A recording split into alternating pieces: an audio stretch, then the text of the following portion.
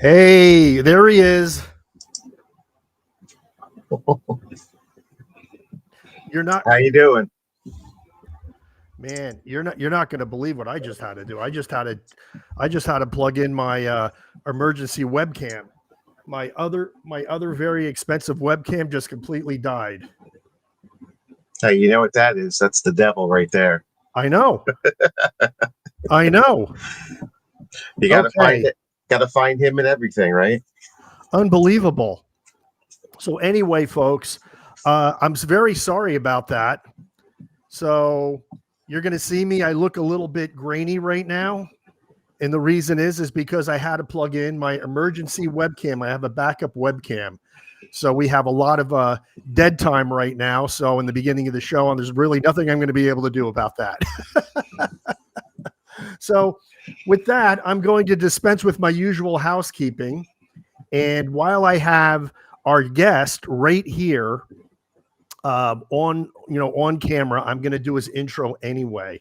And oh my goodness, you're not going to believe this, but your intro vanished too. Okay, so anyway, Dave, tell us a little bit about yourself. Yeah, that is always the most difficult question to answer. Because do you go? How far do you go where people start saying, "Well, what an ego," you know? Let me see. I started the very first paranormal website on the internet back in 1994. The Shadowlands, the Shadowlands.net. Right. I am a 27-year director of one of the oldest groups in the country, South Jersey Ghost Research. They were founded in 1955. And I found myself, I guess, pulled into the demonology world and wound up, working with a lot of, cool people, a lot of experienced people. And I basically handle those kind of cases now, the worst of the worst. Yeah, and you're also an author as well. You wrote Ghost Hunting 101, which and around what year did you write that? Well, I have Ghost Research 101, which is the book, and then I have a domain that has that's the free stuff for the ghost hunting starter kit. But I'm thinking about 1996 on the Ghost Hunting 101. Okay. And then, a little bit later for the Ghost Research 101. And then I have two other ones, the Armor of God and Positive Energy for Haunted Homes. But I'm stuck on the fourth one. My poster says it'll be due out in like 2014 or something like that. So I'm about 11 years too late. Oh, but no. eventually I will get it. It's not the same book anymore. So I've changed it multiple times. No. So when it's ready to go, when it's the way it's supposed to be, it'll go out there. That's the one thing that sucks about the paranormal field is when you write a book, a lot of your theories that you once held dear change as time goes on. And, some things you prove, some things you disprove, some things you debunk yourself. There's things I wrote in my earlier books that I've already debunked. I debunked myself. But, it's already in print. And I always said, boy, do I republish it? Do I revise it? But somebody once told me, they said no, because that was the truth at the time. And, that's the problem I've run into. I have a brand new cover. I started like version 2 of the Ghost Research 101. And then I realized by the time I get this out, some of this stuff is going to be obsolete or outdated. Yep. So I canned that idea. I figure, like what you said, at the time, that stuff was, the main theories and how to go about things, and a lot of it's still valid, but there are glaring things in there that now we know better, but right at the time we didn't. Yeah, absolutely. And it's very funny because whenever I have this is the 20th show of Creepy Conversations from the Castle. And I've had a lot of guests on, but it always seems like the people that are like the real heavy hitters, and I consider you a heavy hitter, I always have some type of technical glitch before the show. Last time I did that, it was John Zaffis. And it's always the important people. And I'm wondering, like, it was funny because you said it's the devil, but you know what? You say that with a wink and a nod because it's like, there's some truth to that. I think, insofar as I wonder if there's forces out there that just don't want us talking about these things. What do you think about that? Being a demonologist, because you are a demonologist. Anything's possible. The problem that when you first start getting into that darker side, you run into is, okay, was that something that was, something demonic did? Maybe, maybe not. And you'll never know. You will never know the answer to that. So the more you think about it, you'll drive yourself crazy. You're chasing your tail. Right. So you kind of have to, I always say it in jest, like, that's the devil. And I shrug my shoulders and then move on because I will never know. But I have been on shows where we've had major technical difficulties, dealing with clients a lot. Phone calls will go unanswered, but they never got a phone call. Voicemails don't go through. Emails get chopped up or disappear. A lot of times that it really seems like there's something actively trying to disconnect, either from talking about publicly or helping a client. Right. And just to let everybody know, this is a Canon V10 power shot. That's a very expensive camera. And that's the one that just died before Dave came on. I don't think it's anything serious. What really happened was, and I noticed it really quick, which is why I put on my backup camera, all the settings defaulted to setup mode, basically. So everything I had, you have to have it set a certain way to have it as a webcam. It just defaulted back to factory settings. So now I certainly didn't have enough time right to reset everything up. So I have my trusty handy dandy backup webcam here, and I quickly plugged that into the USB port, and here we are. And I also just had to put on the light before it, because also what malfunctioned was my ring light, which I have above my monitor, which illuminates my face. So we're batting 1,000 here, but I think that's for a reason, because I'm telling you, sometimes people don't want us talking about these things. And because, there's a lot of paranormal investigators, a lot of ghost hunters out there, but you come from a different angle. You're kind of like the real deal here. Like, you do deal with a lot of dark cases. Yeah. And the funny thing is, that was the last thing I ever wanted to do. Literally, I would tell people I'm not interested. I'd want to stay clear of that stuff. But when I started out, I had people that were learning from Ed and Lorraine Warren and working with them, and as the people that were training me. And I was making it clear through all that, hey, I don't want any part of this. I'll help you guys out. I can be like someone like a client counselor, since I had gone through stuff myself. And then just working up through years, working, John Zaffis was obviously, a big, impression and teacher for me. Adam Bly I worked with. There's a lot of people over the years that I got to work with, and it seemed like I was being trained and pushed in that direction without realizing it. I literally we were helping Adam on a deliverance, and I was running the camera. That was my job, run the camera. Right. Then the next thing I realize is I am over there with the woman and him, holding a cross on her arm and trying to keep her from, reaching over and scratching him. And I didn't realize that until after it was over. I still don't know how I got from point A to point B. It was like going from, the minor leagues to the major leagues in the World Series. Wow. Yeah. I had no idea. And I realized that when they say it's a calling, and if you're meant to do it, you'll do it. Yeah, I'm a walking example of that, because honestly, I tell people, if you want to do this, you're nuts. There's something wrong. There's something broken inside you if you want to do this. None of us that do this want to do it. Yeah, we dread the emails, we dread the phone calls, but we know we have to answer. And that's, I can't change it now.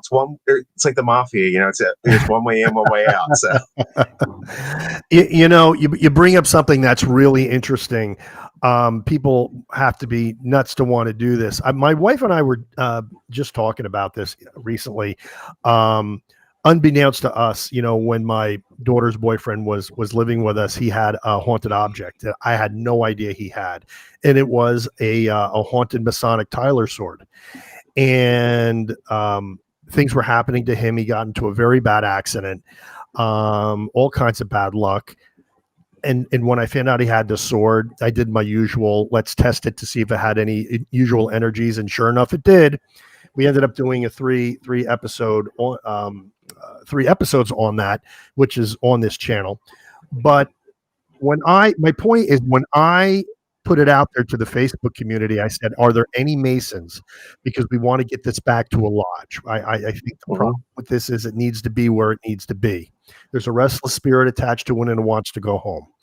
All of a sudden, I was barraged by people like, oh no, I'll take it. They think it's a toy. They think owning a haunted object is cool. And it just blows my mind. Where do you come down on that? I can't imagine why anyone would want it, except for, it's the cool factor. It's the object you can, talk about to your friends, right? But they don't realize the downside. They look at people like, John and, Ed Warren having their museums. Those objects are there because they're taken out of circulation. The people get rid of it. It doesn't find its way to someone else that's going to use something and wind up turning bad on them. So they hold on to it. It's not going anywhere. You can keep an eye on it. Now, if you're experienced enough to do that, then maybe you can do that. But I wouldn't keep anything. I've been doing this 39 years. I don't think I've been doing it long enough to be able to potentially keep a haunted object at bay. Right. And it's all it's the fame, the publicity, the attention kind of seeking that seems to take over a lot of the paranormal world. And that's just a way to get people to, acknowledge it. You can use them as tools. I mean, you can show, I got to do something with Dan Rivera and Nesper at one of their conventions where I went up and put my equipment on some of the haunted objects, and we were talking and giving lectures and seeing what would happen. Right. And someone asked, why would you bring this out? And I said that if we just sat up here talking about, our experiences or demonology, most of you, a lot of you are going to be calling bull. But when we bring objects up there and it's in your face, it's the objects that you've heard about, you are listening and retaining every word we say, because now we have, a teaching tool there to something that this is what you want to avoid. These are the worst case scenarios, and using them like that, I think, to caution people against, doing, stupid things or messing around with the dark side. I think that's okay. It's when the people are collecting it for the sake of collecting it so they can show off or whatever. That's just a recipe for disaster, because that kind of energy feeds into that negative energy, and you're just supercharging something. So you're basically saying intention has a lot to do with it. Absolutely. So you figure the people that are doing it out of maybe, attention seeking, greed, things like that. Yep. That's pouring gasoline on a fire, and eventually it's going to explode. Right. Jenny Colucci is with us tonight. She's one of my favorite people. And there's where she's saying, good evening, Dave and Bobby. And she had a question for you, Dave. Let's flash that up on the screen here. Dave, what's the progression you go through before you'll end up at suspecting the demonic? Okay, that's a good question, actually, because I do have a process, and it's slower than what a lot of people like to do, but you can't just rush into it.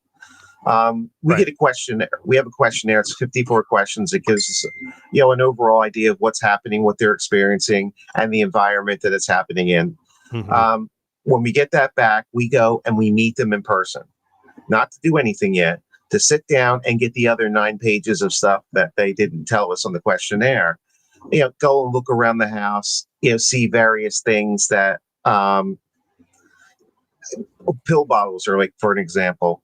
Someone says they're on, medication for anxiety, depression, any other mental illness, and you see the pill bottle sitting out on the table, and you look, they were prescribed 3 months ago, but they're full.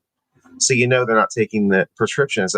They're not on the medication the doctor prescribed. So in that case, we make note of that. That may be something we're going to tell the people, hey, take the medicine for a couple months, and if it's still happening, we'll come back. But we need to figure out what's what. With the prelim visit and the questionnaire, we kind of figure out what we call flags, things that are red flags, things that are yellow and green. Basically, when you get a lot of the things that you're hitting with red flags, it just something's really wrong.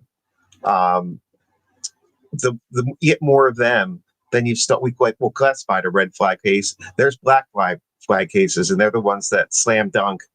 You don't have to guess what's going on. Someone's being usually, assaulted, sexually assaulted, something along those lines, or really violent, being scratched or lifted up, things that are beyond what the normal, if there is a normal, the second level of the demonic cases.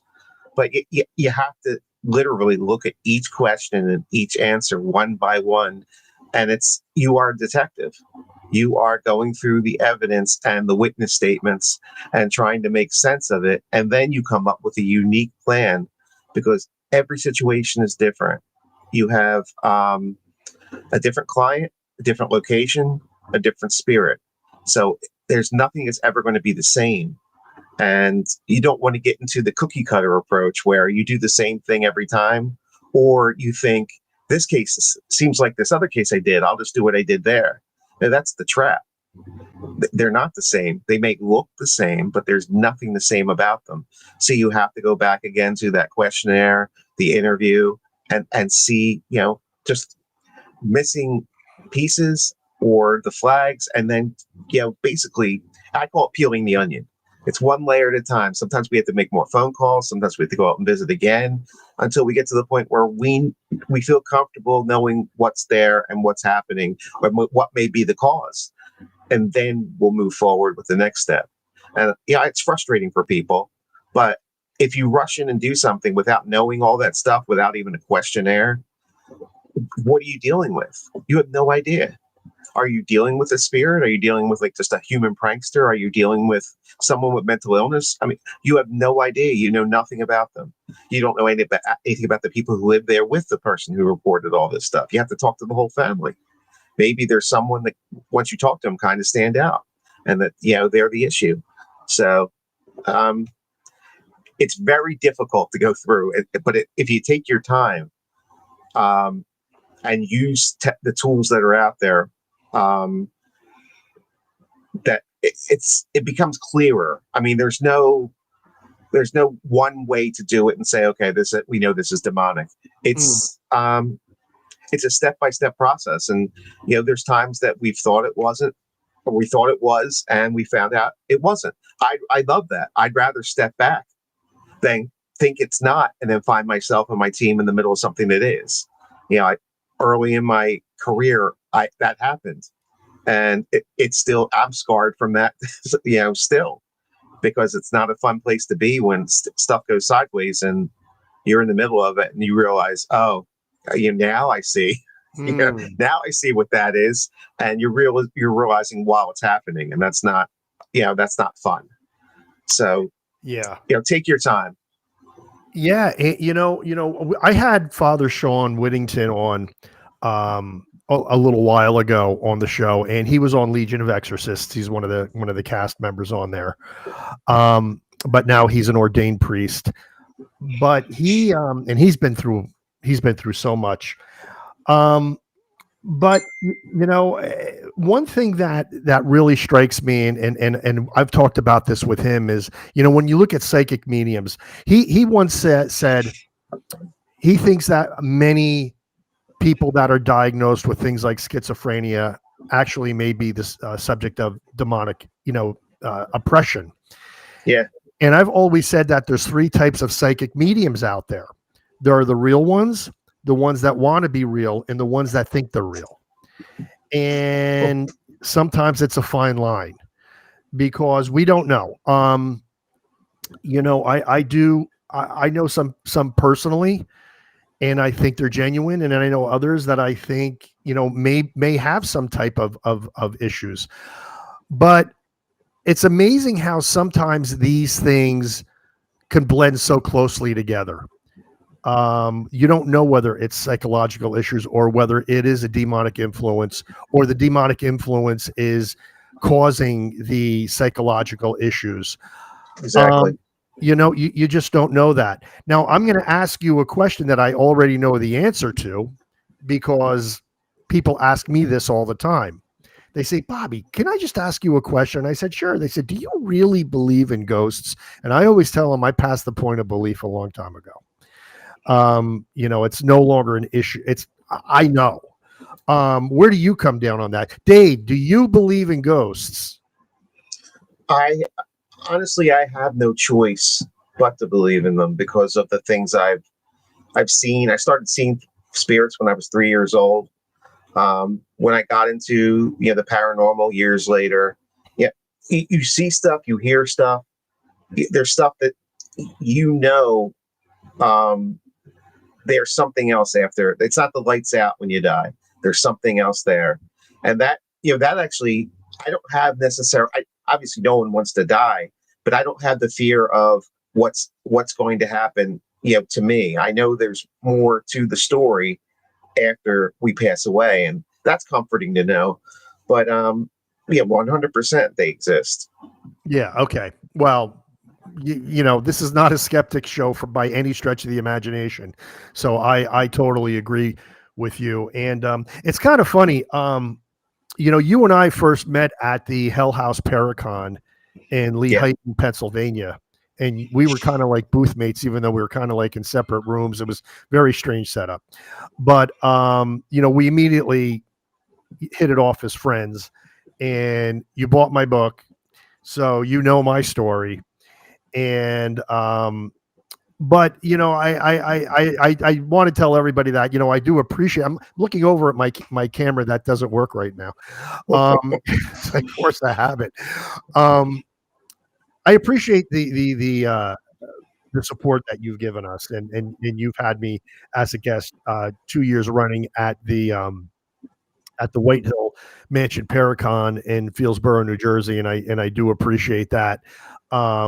Because regardless of how well our books have done and how many subscribers we have here on YouTube, which is, by the way, 52,000 folks is our current count right now. And over the course of the weeks, this broadcast is probably going to get thousands of views because everybody's in a different time zone. So they're not always here for the live broadcast. They're always there after the fact. This is just my time zone and this is when it's going to be. And that's all there is to it. But, I do, we appreciate that support, but we think along the same lines. And I think that's one of the reasons that we get along as well as we do. But I always wondered, a lot of the heavy hitters in the paranormal field. I know you do because you're on, first name basis. You've been on TV several times or more. When it comes to the paranormal, I mean, I've been on TV, but only as a magician. When you look at these paranormal shows across the board, and I'm going to name a few, but I'm only naming them because they're the ones everybody knows: Paranormal State, Ghost Hunters, Ghost Adventures, Most Haunted, and there's a lot of other ones. Do you see things that are more credible than others?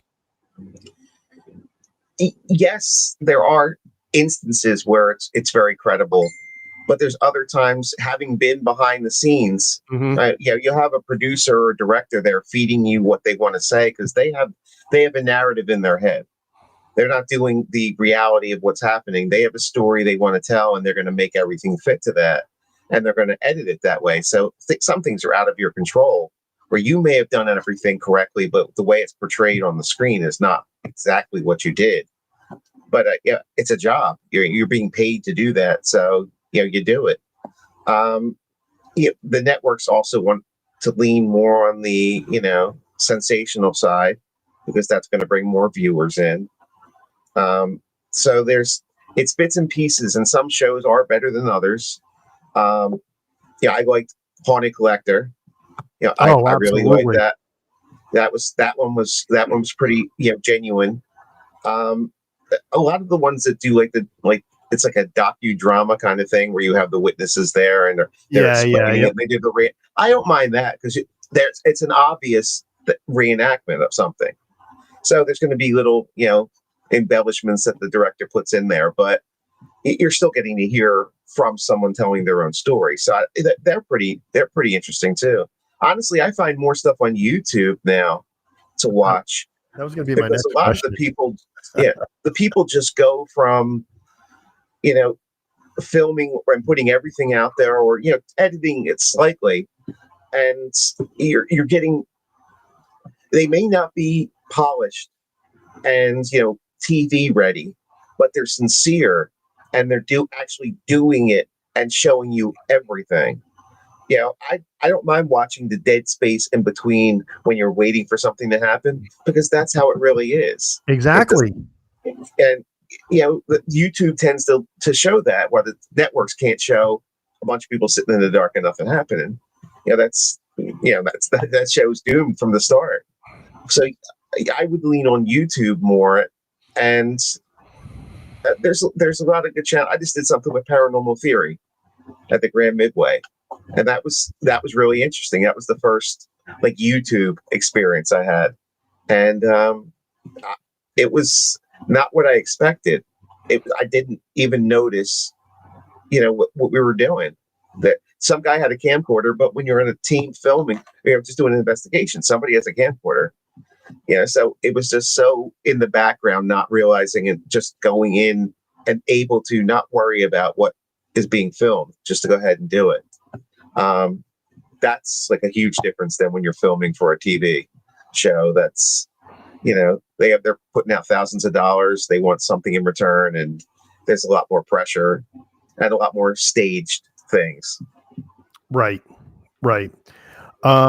Yeah, I mean, David in the private chat, the reality of actual demonic activity, let alone interaction, I honestly feel is way overstated, overblown, and overreaching.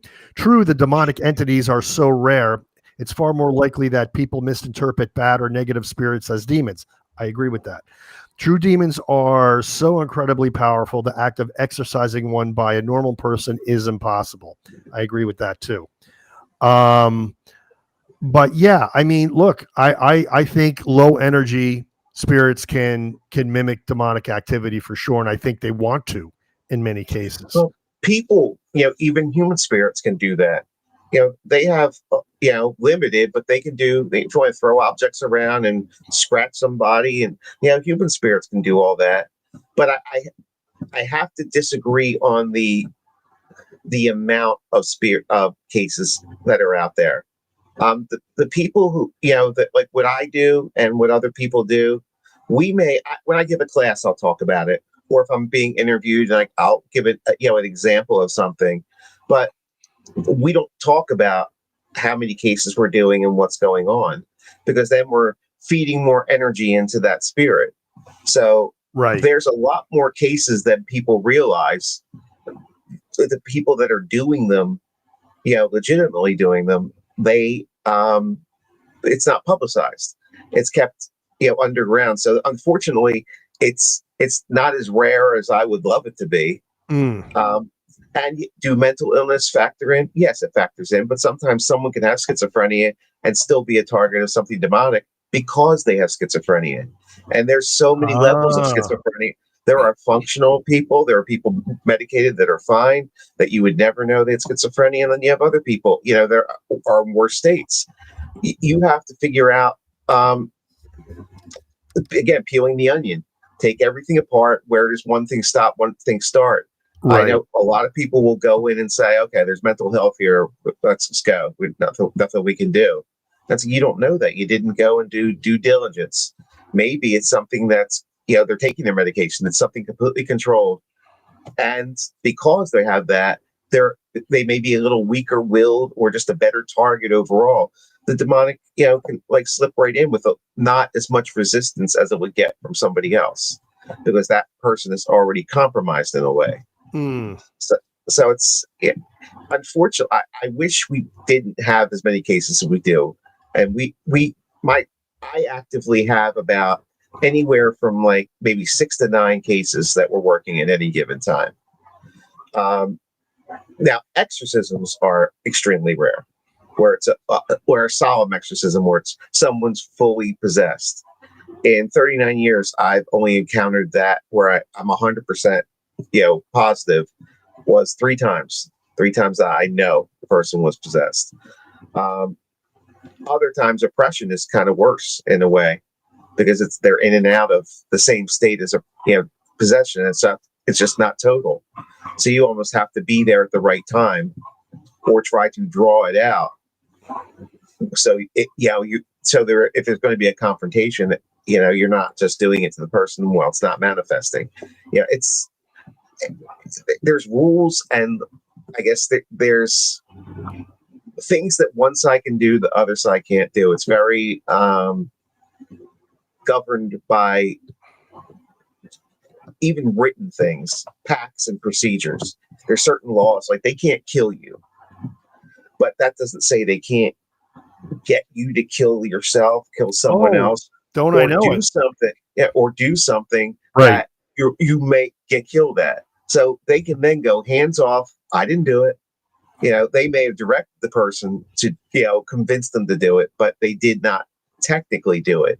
There's little things like that. It's almost like a chess game in a way. And if those things were in place, I mean, they can do anything. They could just take over, do whatever they want, and there's nothing we can do about it. But that there is that balance. You have that balance of, good and bad, dark and light.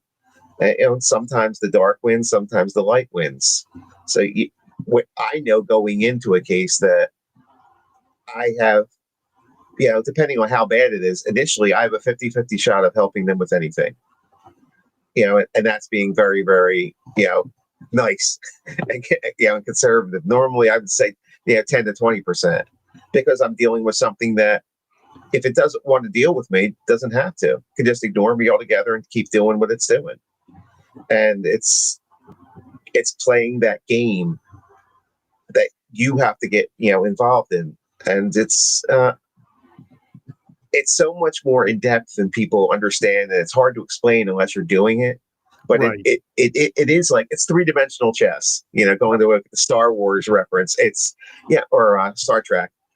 You have all that happening all at the same time, and you have to stay on top of each thing and try to, you're not going to outmaneuver something, but at least you're going to be prepared to defend against an attack coming in.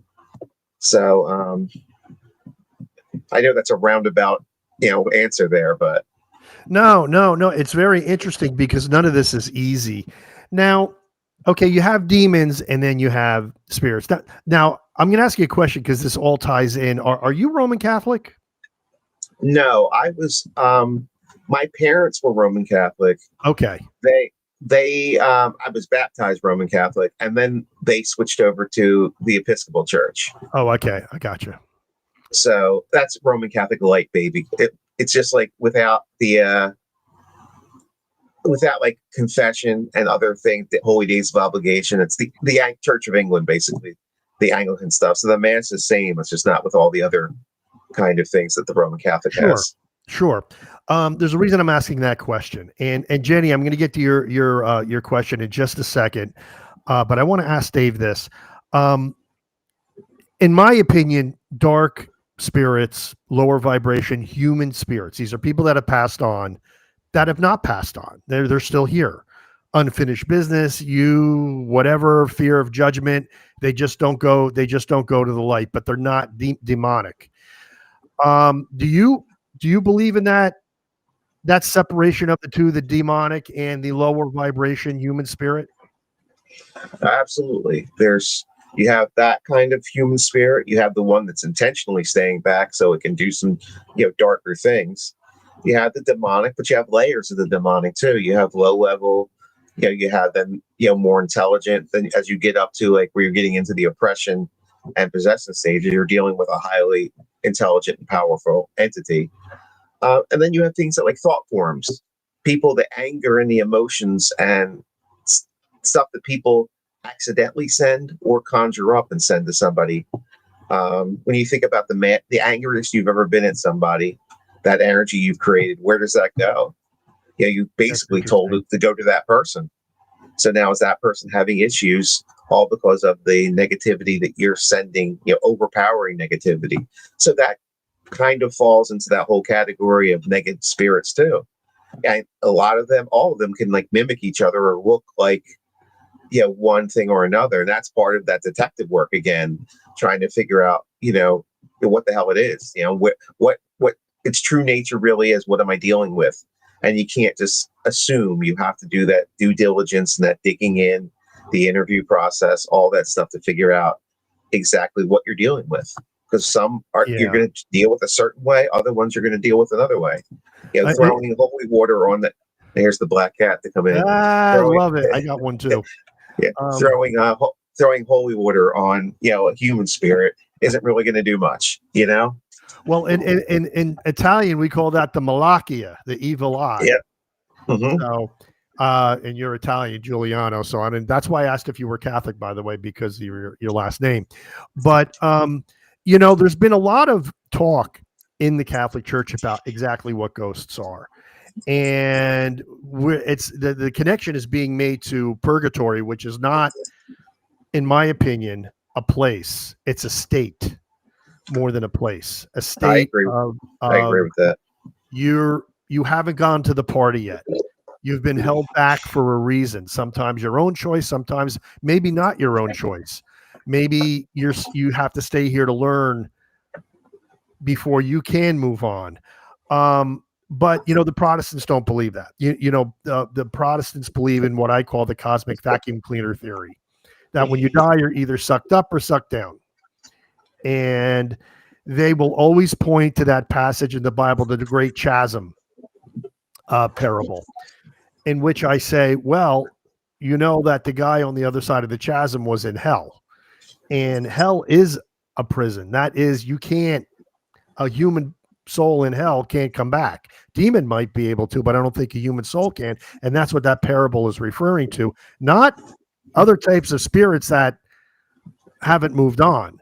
And I do think that the whole concept of purgatory and earthbound spirits, I think, are very closely linked. It wouldn't, it's all, I guess it's all basically opinion. No one truly knows. But in my mind, why couldn't the people that haven't passed on, could that be purgatory? That's what I mean.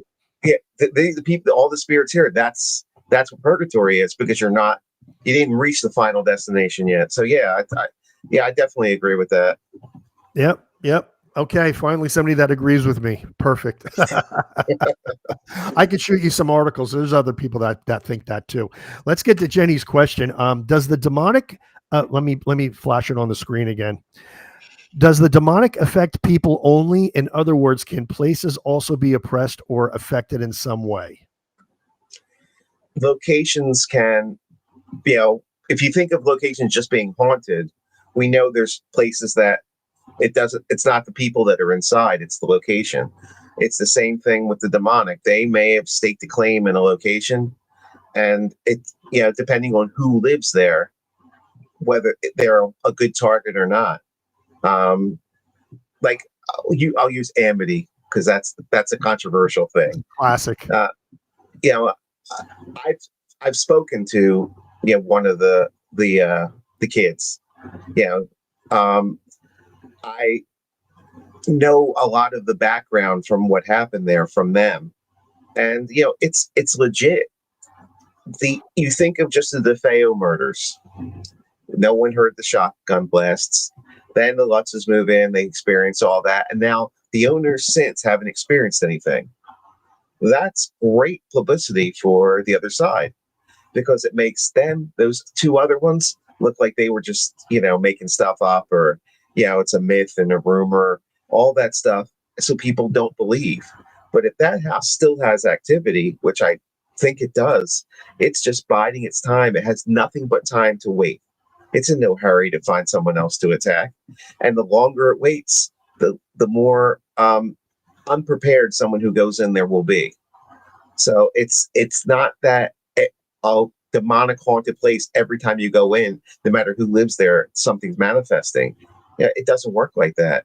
Even when I was growing up, the stuff that was happening when there was a demonic force in the house, it wasn't every day. Maybe a couple times a week. And then a burst of like 3 days in a row during the daytime and nighttime. And then it would stop. I mean, there was points where it stopped for months. So it's not like a constant state of like a horror movie is, where it's that music's playing in the background, and it's not like that. There are very calm moments, and that's so they don't want to draw too much attention to them until they're ready to whatever their final goal is, because they don't want you to reach out and get people to help. They don't want you to go to your church and ask for can you come in and do a house blessing, or more than that. They don't want you reaching out to groups or other people like me saying, hey, can you help me?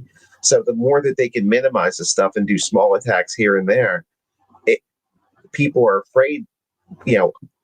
People start, when they contact me, saying, you're not going to believe this, and I stop them right there. It's like, of course we're going to believe you.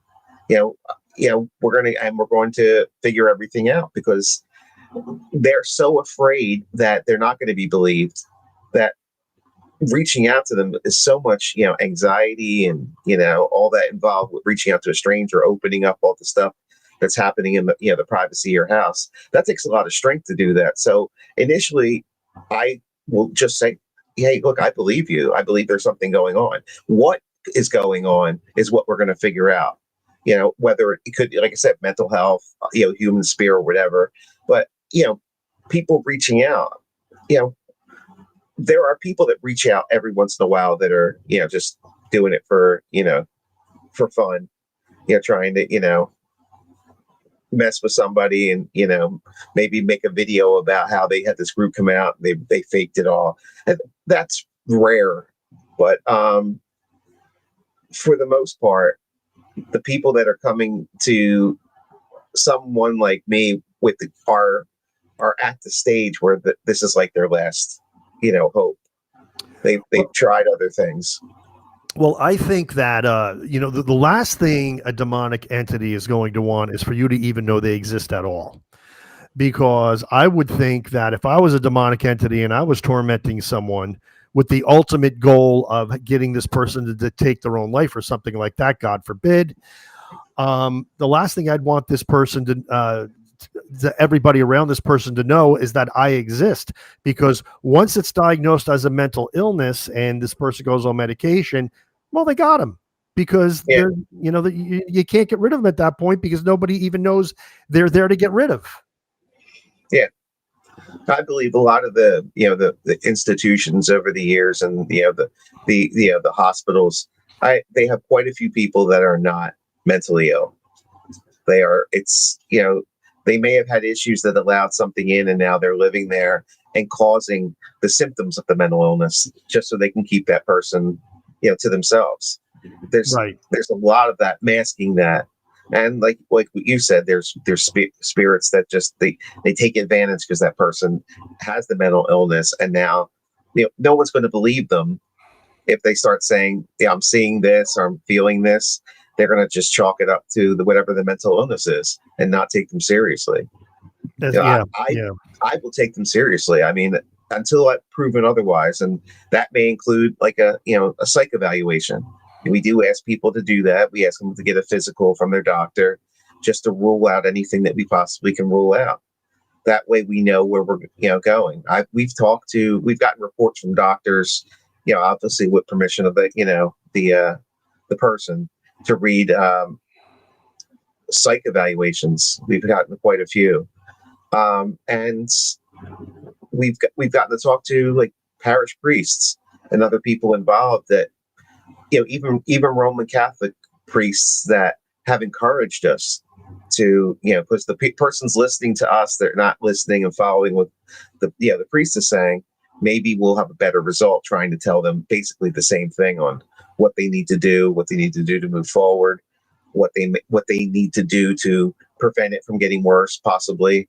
So it's I'm getting overwhelmed just thinking of all this stuff. It's like, wow, it sounds more complicated to me now that I'm actually saying it out loud. Well, look, you know what? It's very, very funny, and I'm just going to go back to just tell everybody right now, if my camera looks different, before the show started, I had all types of malfunctions. And my normal Canon V10 power shot right here that I use for my webcam defaulted to factory settings. So I had to use my backup camera. Thank goodness I had it, or the show wouldn't be going on right now. And you'll notice how heavy this conversation is, folks. Okay. And for those of you, you're not going to be able to see all the glitches because I am going to edit that part out once this is up on YouTube. We're getting rid of all of that. So we're just going to have the main interview with Dave right here. But that being said, Dave said it's the devil. Devil doesn't want us to have this conversation. This is why, because as what I just said, they don't want you to know they exist. We have 52,000 subscribers here, which means there's the potential for 52,000 people to watch this show. So are all 52,000 going to watch? Probably not. But there's a potential for that because they subscribe to the channel. Do you think they want 52,000 people knowing they exist? They don't. So they cause all kinds of havoc with our equipment. They didn't want this show to air tonight. I'm telling you this, folks. I always joke around saying, wow, this is a real creepy conversation, but this is a real deep conversation. Yeah, this is a little deeper than I usually get when I'm talking about stuff. Yeah, and I think there's a reason for that. Because I'm not even prodding you to do this. You're on your own here. You're kind of like snowballing this here, and I love it. And I love it. This is what I want to hear because I think this is very important for people to hear in the paranormal community because there are far too many people doing this as sport, doing this as a hobby. Now, granted, I will be the very first one to admit that if I could turn back time, it's now 15 years since my family started ghost hunting, I would have done a lot of things differently. And I would have taken more precautions. I still stand behind the fact that I think kids do a lot more dangerous things in their life than ghost hunting. But that being said, there are things I would have done back then a little bit differently than I would do them today.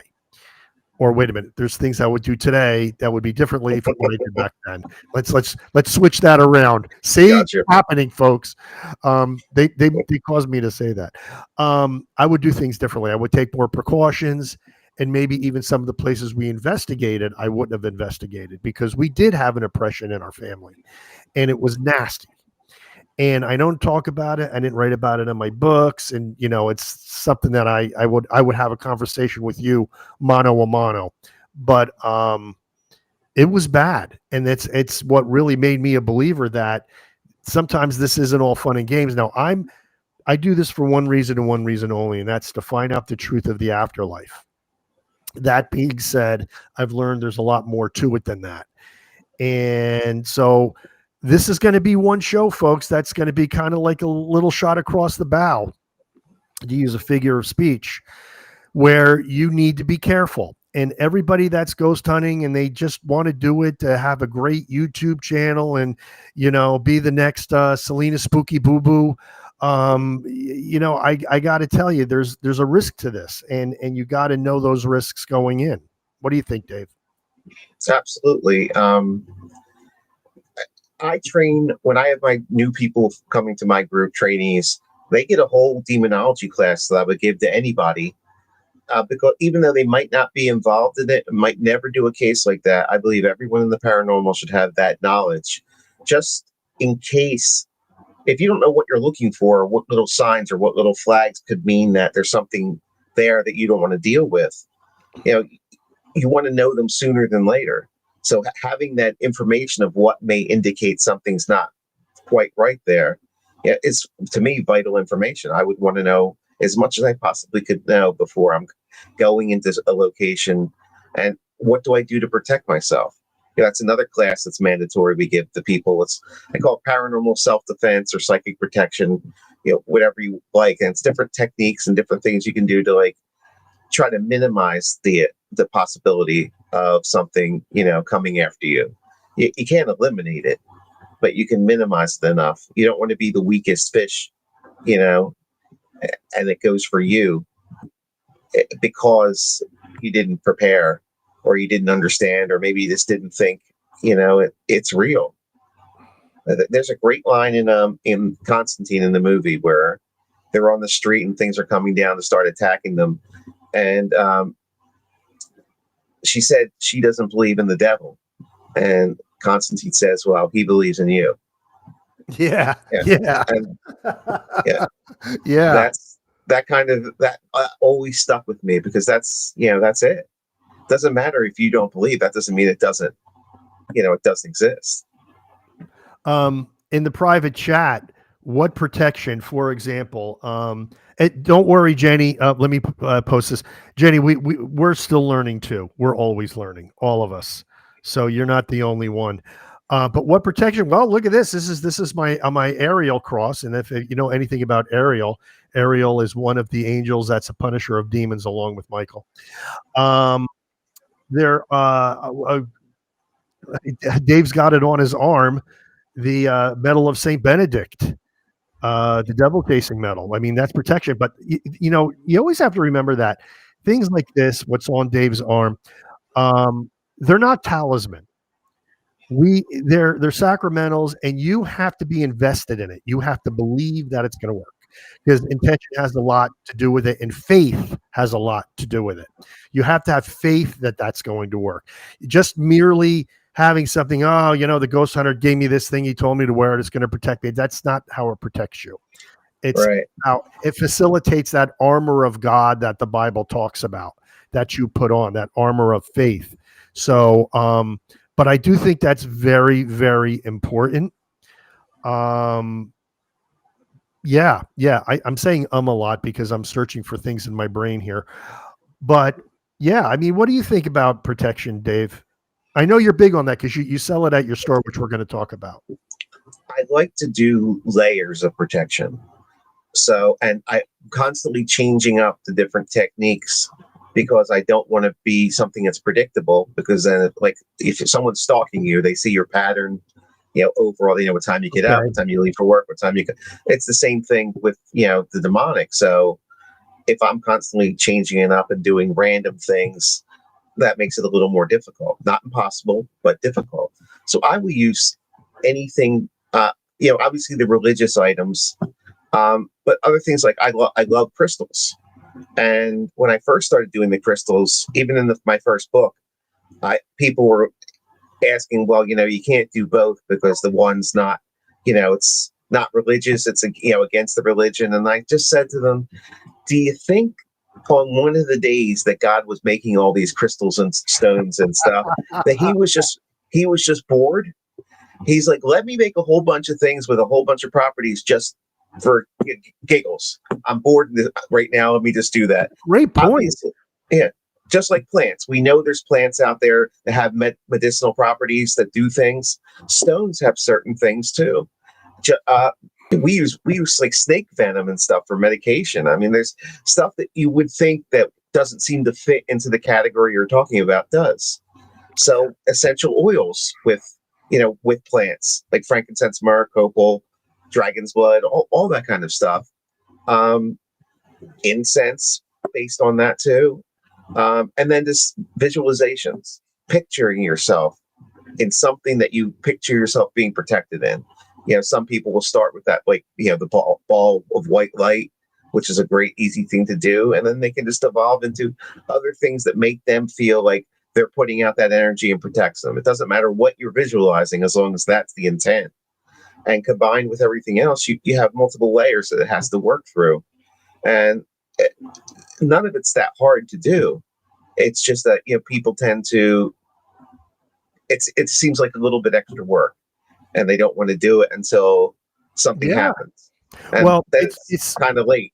here it is. It's not only extra work, it's that they don't want to acknowledge that there's danger in what they're doing. Yeah. They don't. It's kind of like out of sight, out of mind. No, I don't need protection. This is fun, and if I run and everything's love and light, and if I contact something, it's going to be benevolent, and all that other stuff. But Dave in the private chat said, "From all religions, then?" Question mark. Let me just tell you a little story about the oppression that we had in our family. I had 3 people involved in this. I had a Roman Catholic priest, an exorcist who wasn't Catholic, and a shaman. The shaman, okay, true story.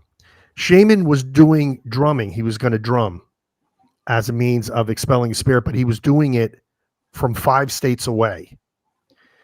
The person that was being oppressed in my family heard the drumming. This drumming was not present. This drumming was remote.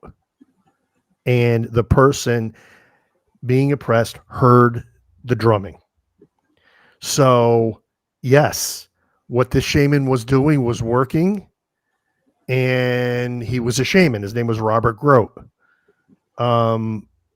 So, yes, I believe it doesn't have to be from Catholicism. It could be from other faiths, and these things will work. Because in our case, it did work. It was one of the things that worked. There was other things as well.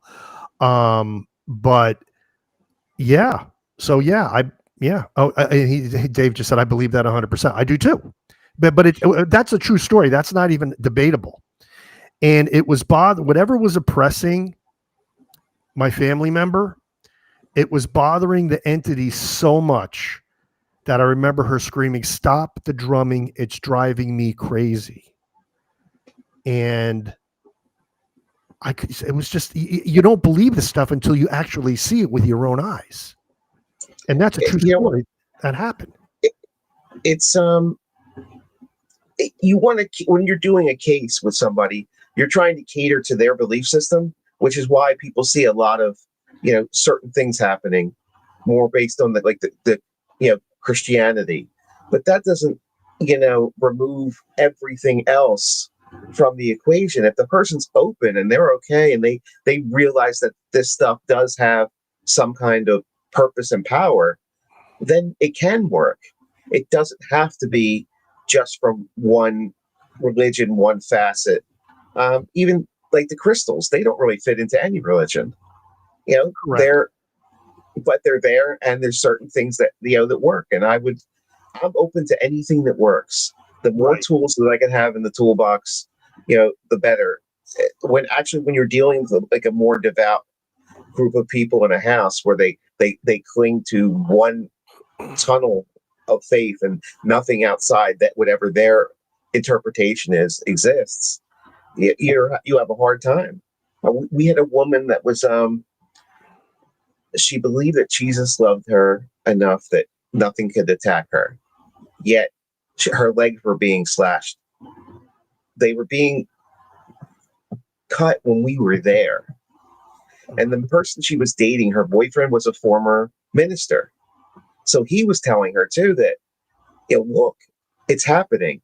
So we would say, what is scratching your legs? This monster I see at my feet. And I'm like, okay, if Jesus loves you, how can he be there? Because we're trying to get her to acknowledge that, yes, Jesus loves you. However, this is happening. Because if you're not going to acknowledge it's happening, we can't do anything because you're closed off to that idea. And that's, you run into situations that sound like this should be a slam dunk. The person's really religious. We're going to be able to help her. We're just going to follow her religion. And it didn't work out that way.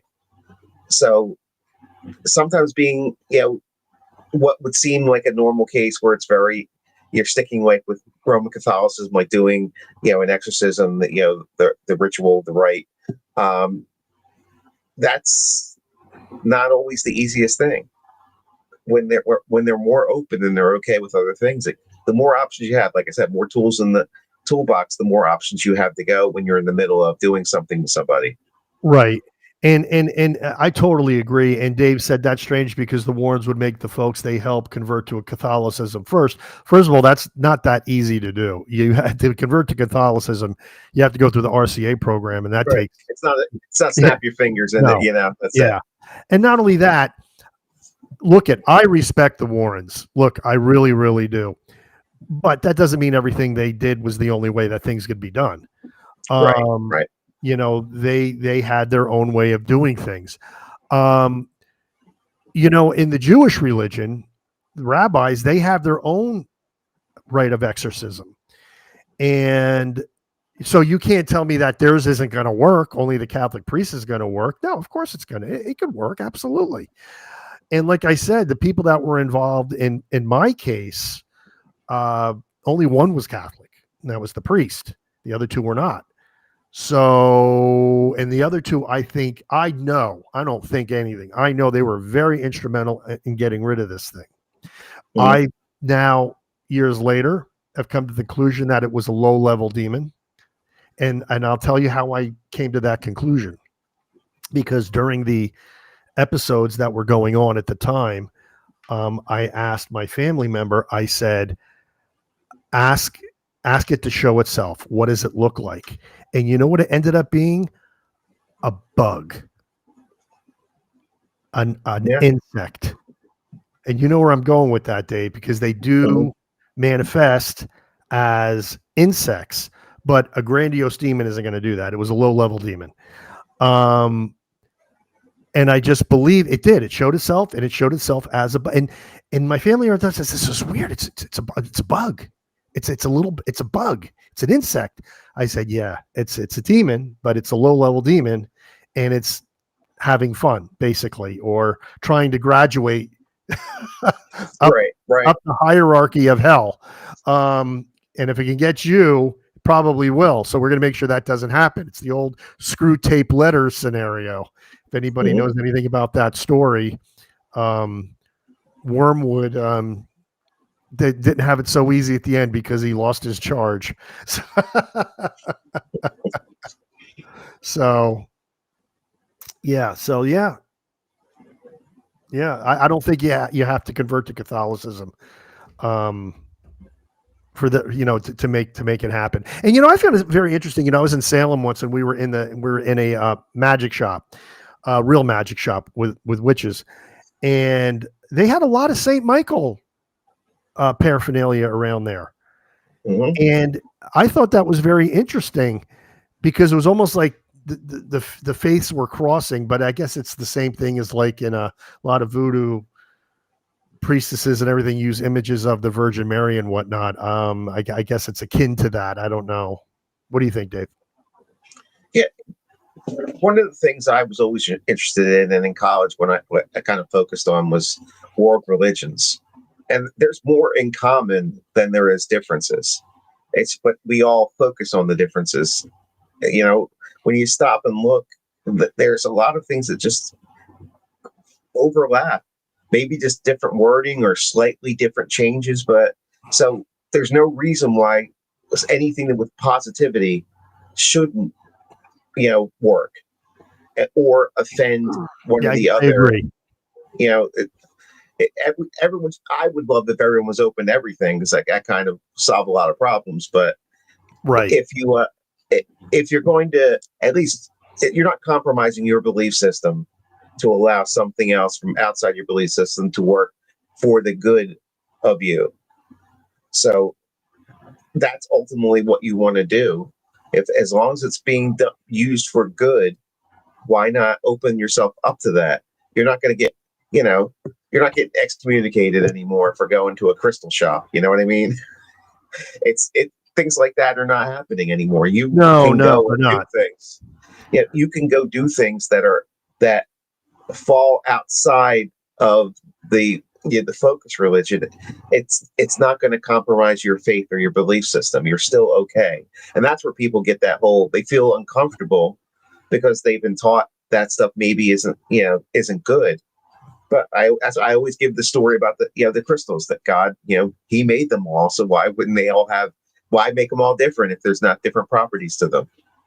Well, well, look, it's just like what we do as paranormal investigators. People go, well, that's frowned upon. That's in the Bible. You're not supposed to do that. And they point to Leviticus but they don't say in that same book in Leviticus that if you have a tattoo, you cut your beard, you eat shrimp, it's the same penalty, Right, right. it's, and in the New Testament, and I don't want to get religious here, folks, I really don't. But the bottom line is, if you're a Christian and you believe in the New Testament, that wipes away the Old Testament. There was a whole new set of laws given by Christ, but the reality is like, Sister Faustina became Saint Faustina, used to go to the cemetery and talk to the spirits, and people go to me, well, she was a saint. And I said, well, you don't become a saint until after you're dead. So when she was doing it, she was just like you and me. Okay. So just because they become canonized after their death, while they were alive, they're people and they're doing these things.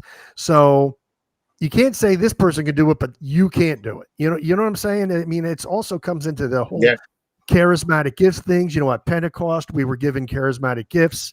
And one of the gifts that we were given as Christians is discernment of spirits. And, but people poo-poo that. They said, oh, that's not what that means. That means that we're good judges of character. I'm like, no, I don't think that's what it means. I think it means exactly what it says. But I'm just rambling on here because I get charged up when I talk about this stuff. So, so I think what we're doing is a service. I really do. Because if you ask me, Dave, if you were to ask me, I think that the problem with the world today is that we are all too secular. And I think we've gotten away from spirituality. And I think at least what I'm doing for people is I'm showing them that world exists. That's all I want to do, is I want to show them the reality of that world. Because they always say the devil's greatest tool is that he can convince you that he doesn't exist.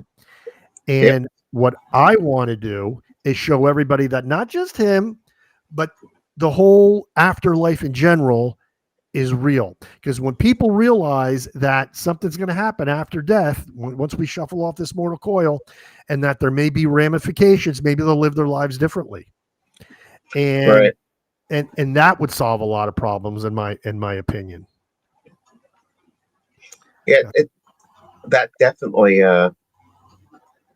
would change things. I think that spirituality we get a lot of people that we come across when we're asking, like, what religion do you believe, in the questionnaire, like, what religion are you?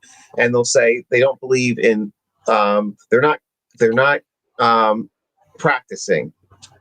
Right. And when we talk to them, most of them are people that have left the organized religion, but all of their beliefs were still intact.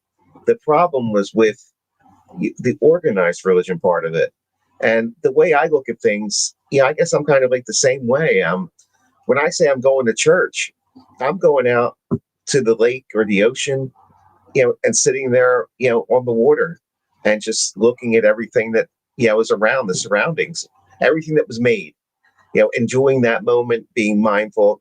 That to me is a better place in my mind to do that than being confined into a small area. Mm-hmm. I believe that the house of God is the entire place. It's not just one building, it's the world. And you don't have to necessarily subscribe to, it's like you do it one way or you're doomed.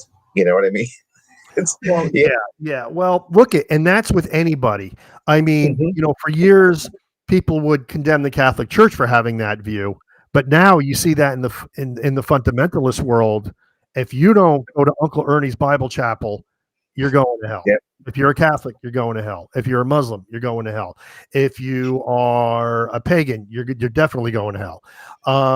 So I mean, So they're doing the same thing. It's that you got to belong to that club, Right. or you're going. That's what drives people away from the spirituality part of it, because they don't understand that you can disconnect from whatever you want to call the organized part of it and go do your own thing. You can have a one-on-one, relationship. It doesn't violate any of the rules. You know what I mean? Right. I do. Yeah, I know. I totally agree.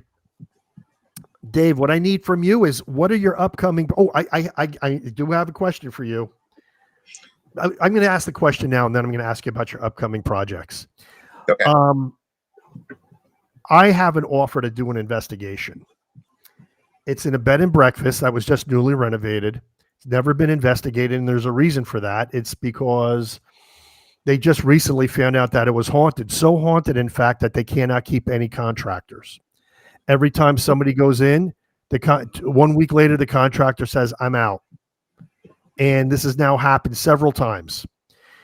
And the woman who actually owns this bed and breakfast, I'm going to actually have on this show. She actually wants to come on, Maggie Fisher, who was also the vice president of the Canals Homestead Historical Society. Now, we were the very first ones to investigate that. It was a 200-year-old homestead in Emmaus, Pennsylvania. Extremely haunted, like crazy. Like, we had activity from the second we walked in. But then she buys this bed and breakfast, and it turns out to be far worse, in the sense that it's not a very kind spirit. It hates men. It doesn't bother the women. It hates men. So, I mean, I'm the one who has anything to worry about, if anybody. What would you recommend I do if I take this investigation? You're the perfect person to ask. You know what? I think you would have to do something going in initially that would be, conciliatory towards if you picture it as you're going into someone's palace and there's a queen there, and that's the person they're trying to impress and, get on their good side. If you can go in, and even just the way you're interacting with your family, the things you're saying, prove, right away that you're not whatever man got her that angry. You're not them, and you treat women, the way they should be treated. And even just saying something like that out loud as you go in, and having your family, he's telling the truth. He's like this.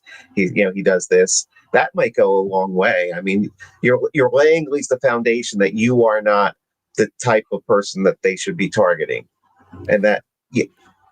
Yeah, and you know what? You just brought something to mind. We don't even know if this is a male spirit or a female spirit. It could be a disgruntled female spirit that hates men. Yeah. Well, that's the first thing I thought of. That's really brilliant, because I didn't even think about that. That did not even enter into my line of thinking. That's great. I love that. So, I mean, that's kind of that's how I would approach it, because you're still dealing with the unknown, so you're going to kind of have to do a Hail Mary, because it's not your typical situation. Yeah. So, you tend to be, you got to be a little creative then. Little stuff that you don't normally do on every investigation. Something a little different that might help. Okay. Thank you. I like that. I'm glad I asked you that question. I'm glad I asked it, because I think I'm going to take this investigation. She's like, "You could come and stay the night. It's on me." I'm like, "I'm not staying the whole night. I'm going to go there till I get what I need, and then I'm leaving." What projects do you have coming up? This year's pretty much winding down with everything, except for now I got to pull up my calendar here, because I'm terrible with dates. But we have an event coming up in November that it's Barry Ruggiero, Rob from Get Haunted, and Sarah, and Bianca Rose, the medium, and me. We're all combining to do something to, I guess, kind of show that the paranormal people, even people that are competitive in the business. Like I do the same locations that they do. Obviously, I would like the customers to come to me and not them, but we can all forego all that, and work together at an event that surprised the hell out of a lot of people because they didn't see three of us getting together and working together at Mid Orange Correctional Facility on November 15th. And it's going to be a way that you can sample each way that people like to do it. Like we'll all be set up in 3 different buildings. You'll have time to go to like the mediumship gallery, then move on to maybe with me, then to Rob, then to Barry. All 3 of us do things a different way. So you're going to experience what the difference is between if you choose to go on, Barry's style, Rob's style, my style. This is the way you get to experience it all in one. And we're doing it, putting it out there, like saying, "Hey, this is an example of what paraunity is." There's no yes. Everything is equal. There's no there's no top billing. There's nothing like that. This is everyone on the same level, all trying to do the same thing, the same goal. Just we have a little bit different ways of doing it. And to me, I am not aware of that ever happening before, being anything like that. So this may be a first, but we really want to push that true paraunity. I mean, people throw that word around all the time. They do indeed. And in most cases, it's not true. Well, I can tell you this. I know of a convention that uses that name, and it's anything but paraunity. I agree. I definitely agree. We're not saying which one it is. I know you and I know which one we're talking about. It's a shame because it can be. And it would be simple to do. There were events, years of phenomenology that used to be in Gettysburg for I think like 7 years. That was everybody, even when the big people came in, like Josh Gates came. He wound up, we all were in the bar after the event, hanging out and eating. He came in and just, grabbed a beer with all of us. It was just that no one had an ego in there, and it was paraunity.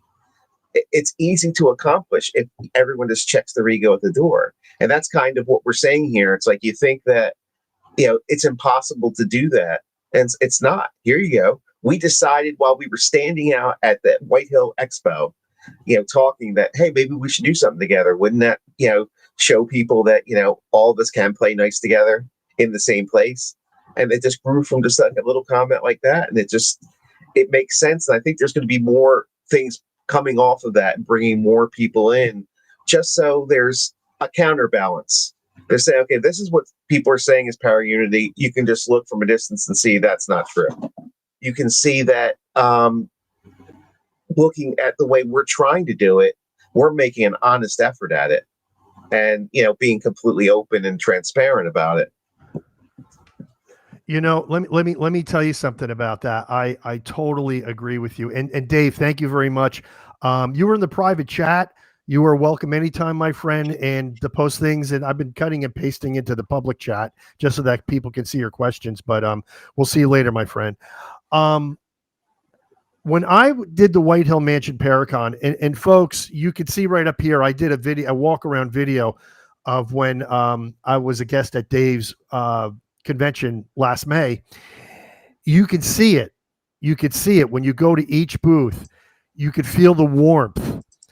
Everybody was there. Everybody was friends. There was very little if any attitude of competition. Even the people that are television celebrities, Brian Cano, Heather Taddy, God, I love her. Just as nice and as approachable as you could possibly imagine. And I don't see that anywhere. Just the fact that Dave has had me out a guest at this thing, and a lot of people don't have us as guests. And I don't know why that is. It's just the way the dice, goes. I think it's because we just don't travel in those circles, honestly. You got to be a part of certain groups to be invited to certain things. And we don't do it because we're just so busy doing our own thing. Mm-hmm.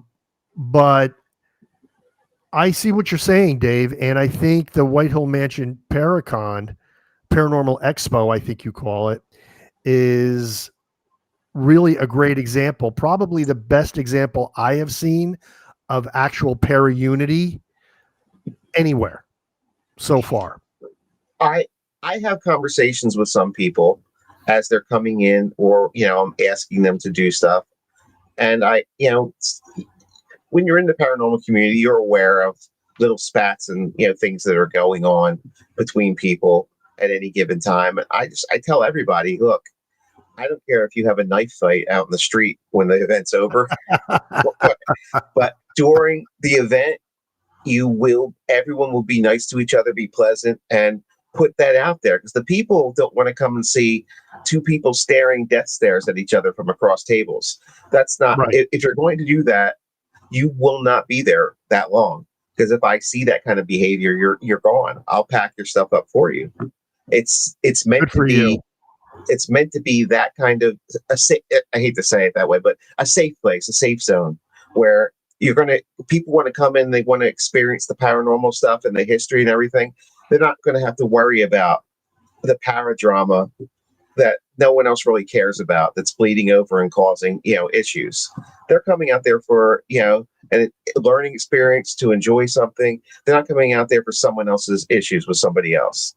So it's not that hard, just saying, hey, this is what we're going to do this, and only bring in people that are going to subscribe to that. That's why I think this year we're going to have John Zaffis too. That's It's phenomenal. And yeah. he's one of my favorite people. He was on this show. And May 2nd, it will be in 2026. Heather and Katrina are coming back. Brian's coming back. And then I consider that's the top shelf. They're the names that will bring people in, that people want to, talk to. And Absolutely. then I have people that are regional or local, because they're the people like you, and they're the people that you're going to learn more from necessarily than some of the people that you're going to go up and you're going to get a picture with them. You're going to have moments to talk, but you're not going to be able to pick their brain, because there's people behind you. But all the other tables, you have time to mingle and talk and learn something about what we do. A lot of us have like books out there, like you have your books out there. There's so much other stuff you can learn than just that one side of the popular side of the paranormal.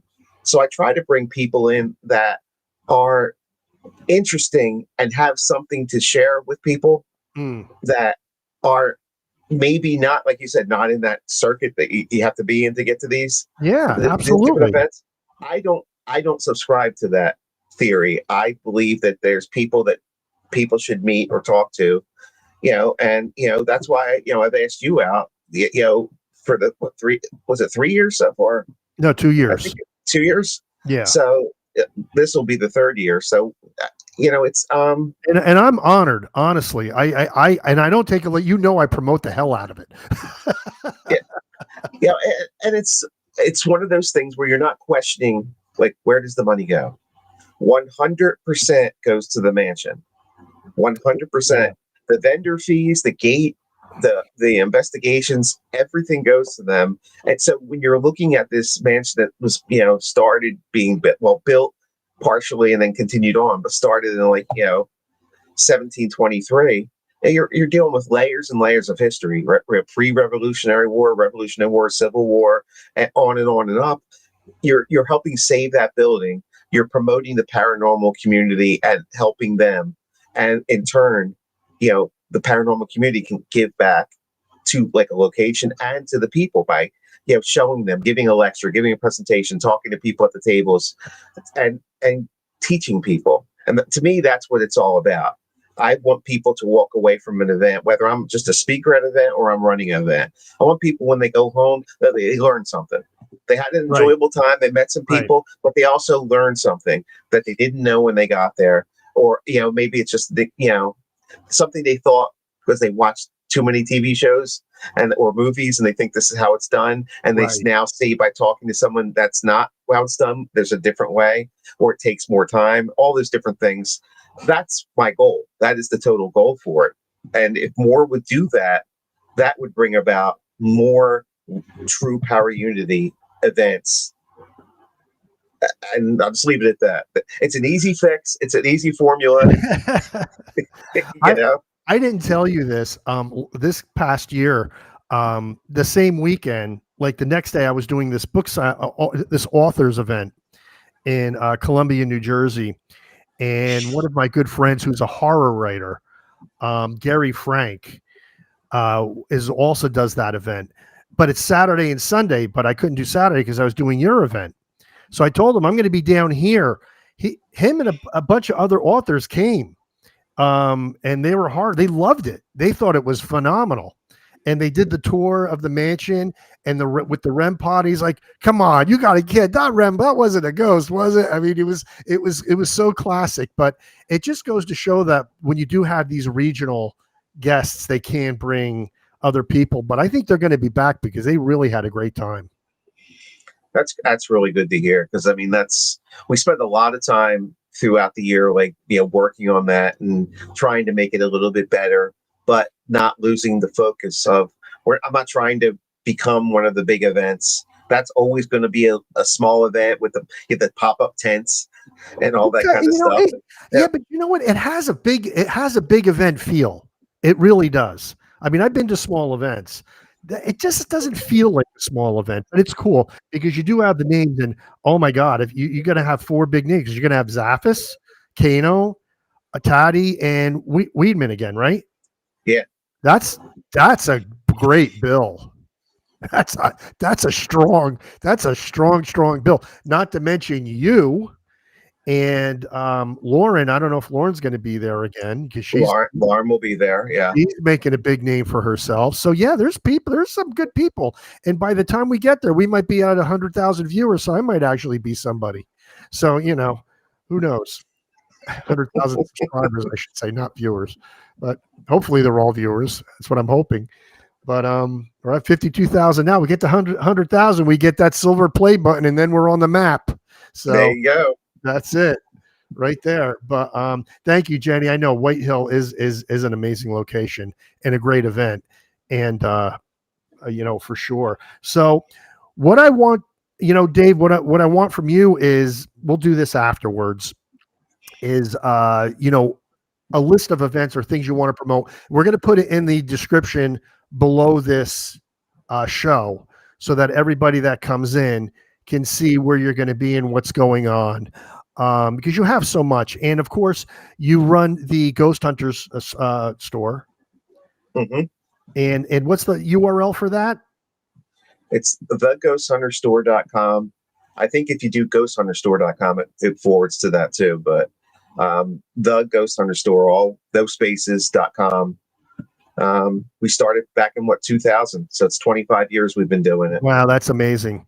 And you have some of the coolest equipment, and if anybody needs equipment, I suggest you go there, because the only thing that we're really promoting right now is this, because we're an official collab with Finirsi, who makes these, which is cool. Once we got to 50,000, all of a sudden we started getting offers for collaborations, but I only really wanted to do things that would be interested to. And folks, it's the ERD10 EMF detector with temperature. So we got to do our little plug. But yeah, they don't even want us to do plugs on this show. They only want us just using it during our long form content. And they just want us to use it and get close-up shots. That's it. They don't want us to review videos or anything. But speaking of long form content, Dave, you are on my bucket list. I need to get you on an actual episode of Gallo Family Ghost Hunters, because I think you would have that gravitas that we need. So I would love to do that. It would be fun. It would be fun. And we're kind of like Paranormal Theory. I might be collabing with them as well, because we talked about it, me and Ryan.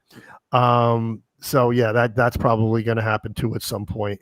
But we're actually at an hour and a half, so I think we're going to wrap it up here. And Dave, just hang out for one quick second after the show.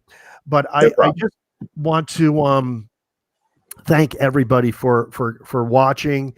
This has been one of our very creepiest conversations. And when I say creepy, I mean seriously. But it's stuff. There's always times when we need to talk about this stuff. It can't all just be theatrics. It has to be. Sometimes we have to delve into the very dark corners of what we call the paranormal and the supernatural, because they're there and they exist.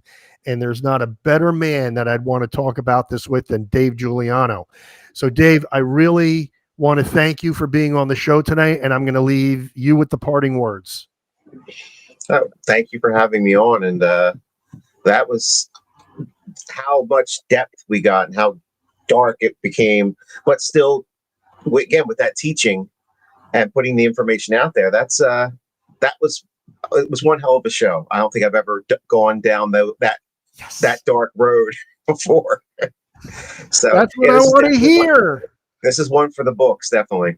And again, folks, you're not going to see all the technical glitches in the beginning, because as soon as this goes, it gets cataloged, it takes about a day to process, and then I can edit it, and all that stuff's going to be edited out.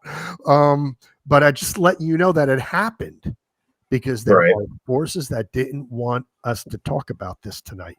So with that, everybody, I'm going to say thank you for watching, and we are going to end this stream in 3, 2, 1.